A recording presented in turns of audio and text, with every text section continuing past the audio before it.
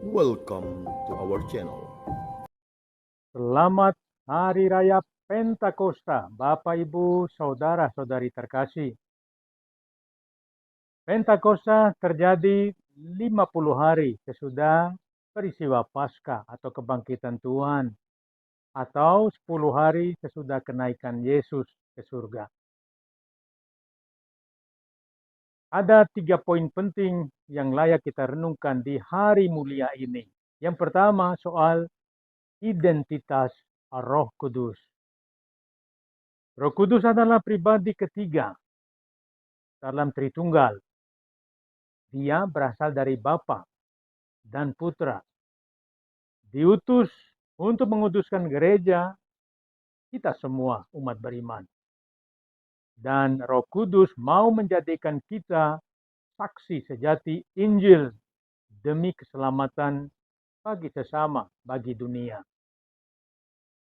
Dialah sumber kekudusan, sumber keberanian, kekuatan, dan terang yang membawa kita kepada kebenaran Bapa dan Putra. Dan Roh Kudus ini diam dalam gereja, di dalam hati orang yang percaya. Dalam bahasa Rasul Paulus dikatakan, kita adalah bait Roh Kudus karena baptisan dalam namanya. Poin kedua, saudara-saudari terkasih, tentang peran atau karya Roh Kudus. Roh Kudus menjadikan kita saksi dan menunjukkan kepada dunia bahwa hidup ini lebih dari sekadar bertahan hidup atau mengejar kesenangan atau kenikmatan. Roh Kudus membimbing kita memahami pesan keselamatan secara menyeluruh dan bersaksi tentang pesan kasih Allah di setiap zaman, bersumber dari hidup, wafat, dan kebangkitan Yesus. Roh Kudus berkarya dalam diri kita, ya kita bisa mengasihi Tuhan, mengasihi sesama.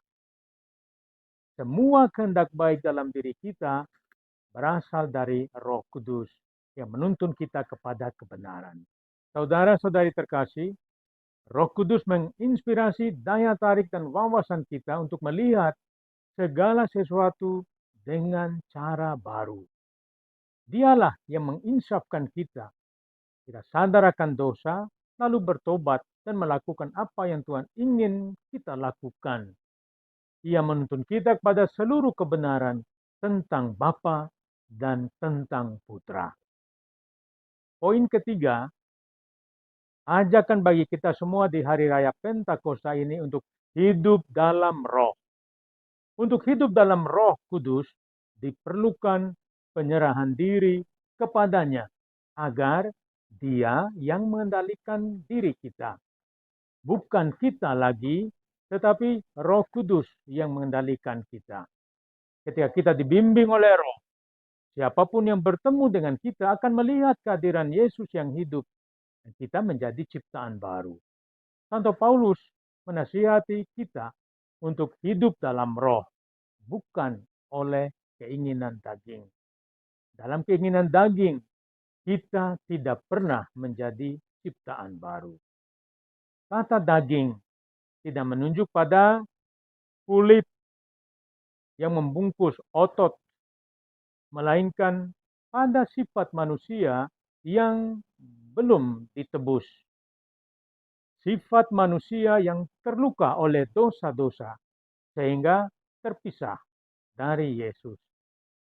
Mengikuti Roh berarti cara hidup baru dan kudus seperti Allah. Ini dapat dirasakan, dikenal dalam praktek kebajikan seperti cinta, kegembiraan, damai, sabar, kebaikan, murah hati, setia, lemah lembut, dan penuh pengendalian diri. Sebaliknya, ketika orang hidup dalam daging, akan tampak perilaku tidak bermoral atau amoral, najis, hawa nafsu, berhala, dukun atau sihir, benci, iri hati, suka marah, pesta pora, dan juga kemabukan. tanpa pengendalian diri. Saudara-saudari terkasih, Pentakosta bukan kejadian masa lalu. Pentakosta terjadi saat ini dan terus berlangsung. Roh Kudus memanggil kita semua melakukan apa yang kita yakini sebagai yang benar, yang adil, yang jujur, yang bersumber dari Allah. Roh Kudus meneguhkan kita untuk melakukan apa yang Tuhan ingin kita lakukan demi kebaikan, demi kerajaannya. Mari kita membiarkan Roh Kudus menjadikan kita bebas berjalan dalam kemerdekaan mulia sebagai putra-putri Allah demi kebaikan bersama. Mari kita berserah diri, biarkan berkat dan kasih karunia Roh Kudus menyertai kita di hari ini dan di hari-hari selanjutnya. Selamat Pentakosta, Tuhan memberkati.